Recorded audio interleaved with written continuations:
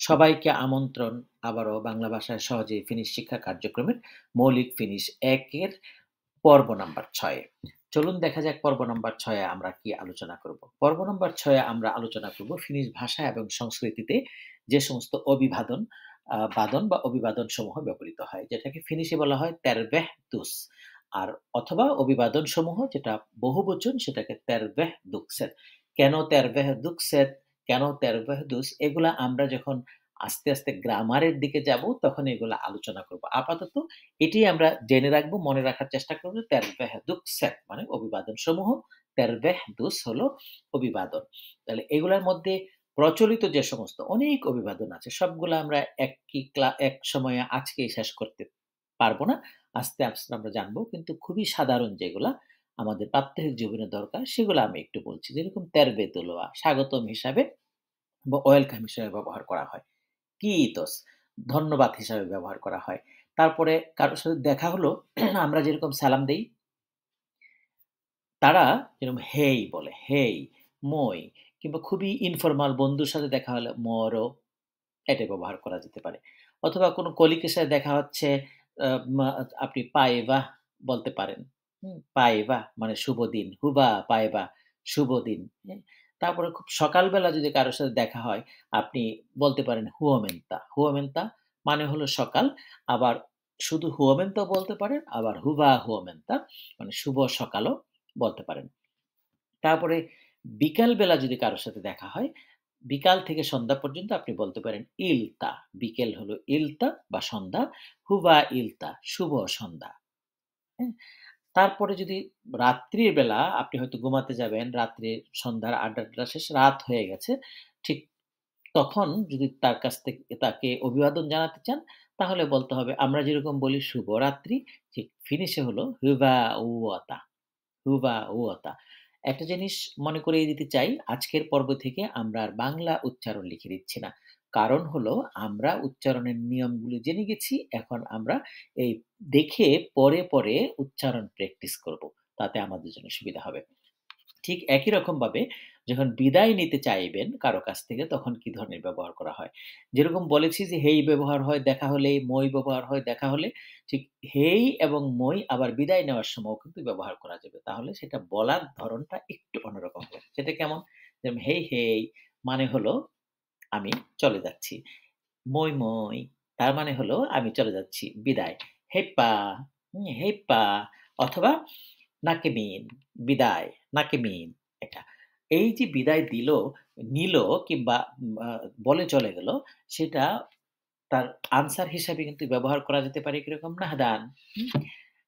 দেখা হবে আবারও।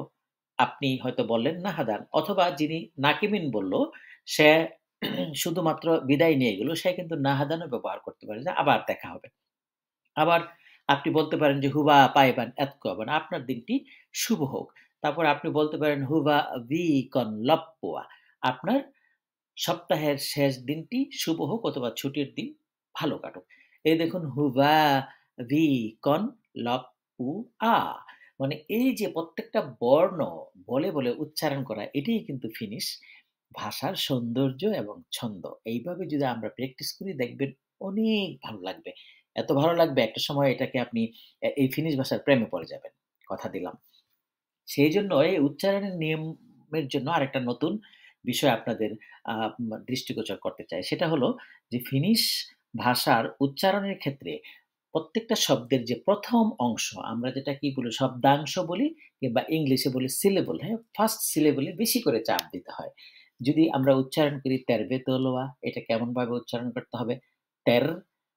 তের-বে-তো-লোয়া অর্থাৎ ১ম অংশে বেশি চাপ দিবেন, পরের দিকে ওইটা এ মনে হবে যেন আপনার স্বরটা পড়ে গেছে বা পতন হয়ে গেছে। ঠিক কিতস, তাই না? এই যে ১ম টা একটু বেশি স শব্দ হলো, তারপরেরটা মনে হলো যে একদম ড্রপ করে গেছে, ঠিক এরকম। ভিক ক, পাই বা, কাহভি, তাই না? কফি, হ্যাঁ? এইরকমভাবে উচ্চারণ করতে হবে। কিন্তু একক যে সমস্ত শব্দে প্রশ্ন আ বোধক হিসাবে ব্যবহার করা হবে, সেগুলা আবার কিন্তু পরে যাবে না শব্দটা। শেষের দিকে আবার উত্থান হবে। যেরকম কুকা, সিনা, কাহাবি? এরকম। মানে কুকা বলতে কে, সিনা, তুমি, কাহাবি? মানে কেউ হয়তো আপনাকে কফি খাইতে অফার করলো, আপনি কাহাবি? ঠিক মানে শব্দটা পরে জানি একটু হবে। এটা হলো ফিনিশ উচ্চারণের নিয়ম। তাহলে আমরা এটা মনে রাখবো।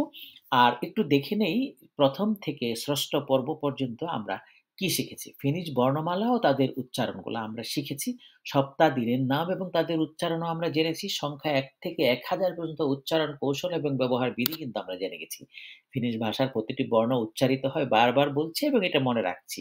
যেভাবে লিখা থাকে সেভাবেই পড়তে হবে এটাও আমরা জানছি। ফিনিশ ভাষা এবং সংস্কৃতির সাধারণ অভিবাদনসমূহ আমরা এখন জানছি। আস্তে, আস্তে আমরা বাকিগুলোও আমরা জেনে যাব। উচ্চারণের শব্দের ১ম অংশে চাপ দিতে হয় এবং পরের অংশে স্বরের পতন হয়। এটাই হলো উচ্চারণীয় নিয়ম। এটা আমরা মনে রাখবো। যদি ভালো লাগে অনুগ্রহ করে ফিনবাংলা ভয়েস চ্যানেলটি সাবস্ক্রাইব করবেন এবং লাইক করবেন। আজকের পর্বটি এই ছিল। আগামী পর্বে দেখা হবে নতুন কিছু নিয়ে। কিন্তু সুখবর হলো আমরা ফিনিশ ভাষার সাধারণ অনেক বিষয়গুলো এখন জেনে গেছি। আস্তে, আস্তে আমাদের শব্দ এবং সেন্টেন্স তৈরি করার প্রক্রিয়াতে যেতে হবে এবং সেগুলা আসছে সামনে। ভালো থাকবেন। খোদা হাফেজ।